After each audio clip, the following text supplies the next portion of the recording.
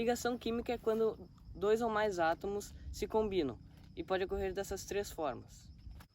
A primeira é a ligação iônica, que ocorre entre cátions e ânions e é a única que tem transferência de elétrons.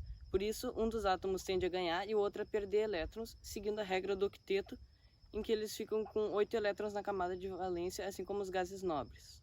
Essa ligação ocorre sempre entre metais e ametais. As características dos compostos iônicos são a TF e a TE altas, eles são sólidos em temperatura ambiente e duros e quebradiços, além de conduzirem muito bem a eletricidade quando dissolvidos em água ou no estado líquido puro.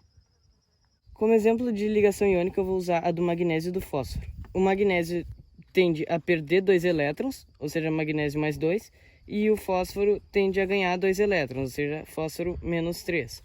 Então coloca sempre um metal na frente, magnésio mais 2 e fósforo menos 3, e nesse caso a fórmula fica Mg3P2. A segunda é a ligação covalente, que forma moléculas eletricamente neutras. Ela ocorre pelo compartilhamento de elétrons, por meio de pares eletrônicos, que podem ser formados por um elétron de cada átomo ou 2 elétrons do mesmo átomo, caracterizando a ligação dativa. Essa ligação pode ocorrer pelo compartilhamento de um ou até 3 pares de elétrons entre os átomos. Essa ligação pode ser representada por 3 fórmulas. A primeira é a molecular, que é a mais simples e só mostra quantos átomos de cada elemento formam a molécula.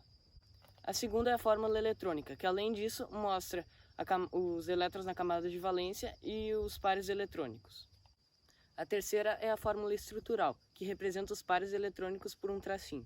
Como exemplo de ligação covalente, eu vou usar a ligação entre o hidrogênio e o cloro. Primeiro tem que ver com quantos elétrons cada um se estabiliza. O hidrogênio se estabiliza com 2 e o cloro com 8. Então, o total são 10 elétrons para estabilizar. Depois tem que ver quantos elétrons cada um tem na camada de valência. O hidrogênio tem 1 elétron e o cloro tem 7. Ou seja, o total é 8 elétrons na camada de valência. Então, tem que subtrair 8 de 10, que dá 2 elétrons compartilhados, o que representa um par, representado pelo tracinho, na fórmula HCl.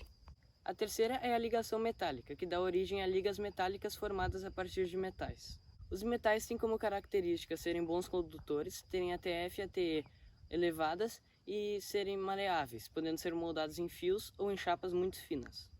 Já as ligas metálicas têm suas características alteradas de acordo com a quantidade de cada metal existente nela.